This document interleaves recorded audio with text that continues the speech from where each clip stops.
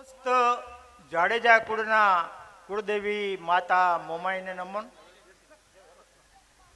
સહાયક દેવી માં આશાપુરાને નમન. શિવપંથી ક્ષત્રિયો હોવાને નાતે સિદ્ધનાથ મહાદેવ જે જાડેજાના ઈષ્ટદેવ છે તેને નમન. પિતૃઓને નોંધ જેમાં થયેલી છે એવા વંશાવલીના ચોપડાને નમન. પરમ પૂજ્ય શ્રી બ્રહ્મચારીજી મહારાજ શ્રીને નમન. રાજપૂત સમાજના પ્રમુખ શ્રી,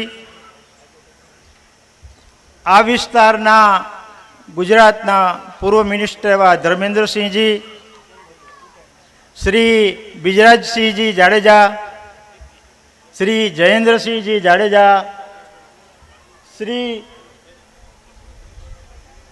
ભાઈ એડિશનલ કલેક્ટર શ્રી હનુમંતસિંહજી,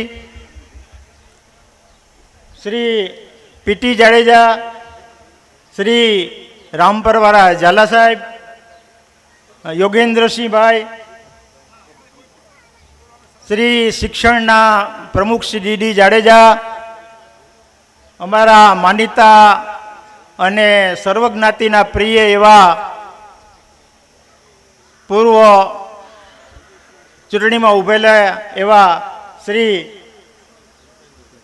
બિપેન્દ્રસિંહજી, ચતુર્સિંહ કાકાના દીકરા, પછી અખિલ ભારતીય ક્ષત્રિય મહાસભાના પ્રેસિડેન્ટ શ્રી ગૌભા દાદા, સર્વ બીજા આગેવાન વડીલો, મિત્રો, બહેનો, ભાઈઓ અને પધારેલા તમામ મિત્રો અને બારોટજીઓને તો સૌથી પહેલાં યાદ કરી લીધા છે. હવે બધાને બહુ ટૂંકો સમય આપવાનો આવ્યો છે એટલે બહુ લાંબી વાત કોઈ કરીશ નહીં હું. અને તમને એમ છે કે ખુરશી ઉપર બેસી ગયા છે તો કથા વાંચવાના હશે એટલે એટલો બધો સમય નહીં લઉં. ફક્ત 8 મિનિટ મને ફાળવવામાં આવી છે, એની મર્યાદામાં રહીને હું વાત કરીશ.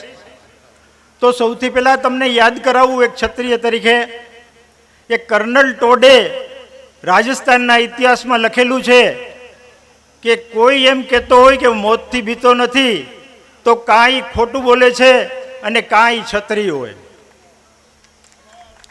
આવા ક્ષત્રિય કુળને વિદેશી માણસે અહીંયા આવીને આપણી ભાષામાં અભ્યાસ કરી અને આખી કુળ પરંપરાને ઉજાગર કરેલી છે. એને શ્રેષ્ઠ કે માટે કીધું છે.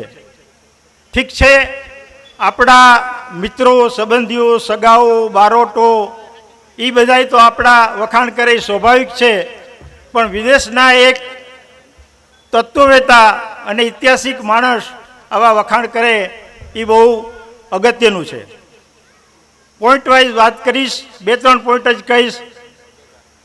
બીજો એક પોઈન્ટ એ છે કે આવો સારો ઇતિહાસ લખાયેલો છે તો એ ઇતિહાસની નોંધો બારોટજીએ કરી છે અને આપણે એને અત્યારે વાગોળીએ છીએ. એટલે સમસ્ત બારોટ કુળને, પોવટભા બારોટના વંશજોને હું અહીં યાદ કરું છું. હવે લડાઈના સંજોગો નથી, ક્યાંય લડાઈ થવાની નથી. ફક્ત જન્મની નોંધ, આંબો અને લડાઈની નોંધ એ આજના યુગમાં વ્યાજબી નથી. તો ઇતિહાસ જાળવવા માટે આજના યુગે બારોટજીને વિનંતી કરવામાં આવે છે સમસ્ત વતી કે અત્યારે તમે એવી નોંધો પાડો કે કોઈ મિનિસ્ટર બન્યા છે, કોઈ સમાજના આગેવાન બન્યા છે, કોઈએ શૌર્યનું કામ કરેલું છે, કોઈએ સમાજ સેવાનું કામ કરેલું છે, કોઈએ ધાર્મિક ભાગવત કથાઓ કરેલી છે. જે જે સારા પ્રસંગો હોય એને તમારી નોંધમાં દાખલ કરો. નકર ઇતિહાસની અંદર બિલકુલ દાખલ કરવા જેવું રહેશે નહીં.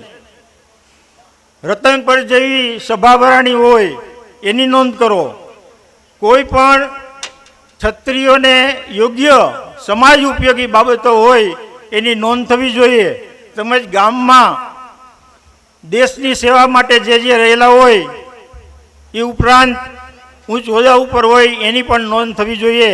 આવી નોંધો કરવા માટે હું આપણા સમસ્ત બારોટ સમાજને અને આપણા રાજપૂત સમાજને વિચારવા માટે વિનંતી કરું છું. બીજી વાત છે કન્યાઓ બાબતની.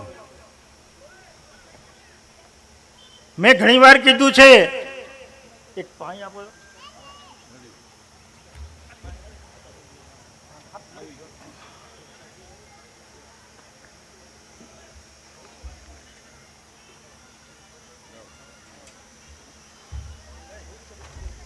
મેં ઘણીવાર કીધું છે કે અમે બોર્ડિંગમાં ભણતા એના પહેલાં 20-25 વર્ષની મને ખબર છે ને 50 વર્ષ પહેલાં હું બોર્ડિંગમાં ભણતો હતો.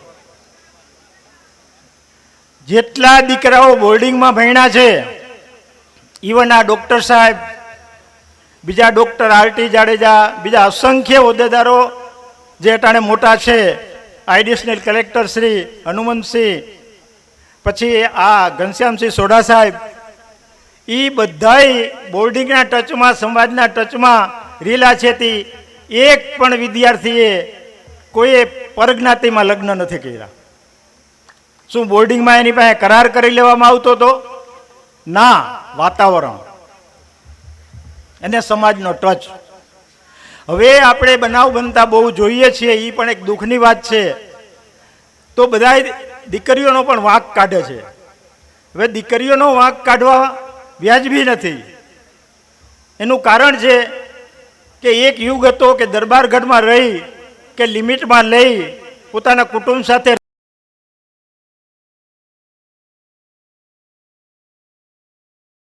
લેડીઝો હોય, આઈપીએસ હોય કે જીએએસ હોય, એવાના લેક્ચરો રાખવા જોઈએ કે એ ધારત તો બીજે જઈ શકત નથી ગયા. એવાના લેક્ચરોથી આપણા દીકરીઓને સમજણ આવશે. તો વેકેશનના પીરિયડમાં 8 કે 10 દિવસનો સેમિનાર રાખી અને એ શિક્ષણ આપવું જોઈએ. એ પણ સમાજે વિચારવા જેવું છે. તો ભાવિ જે મુશ્કેલી છે એ હળવી થશે. બસ હવે વિશેષ સમય ન લેતા ઘણું કહેવાનું છે, પણ આનો કાંઈ છેડો આવે એવું નથી. અસ્તુ. જય માતાજી, જય હિન્દ, જય ભારત.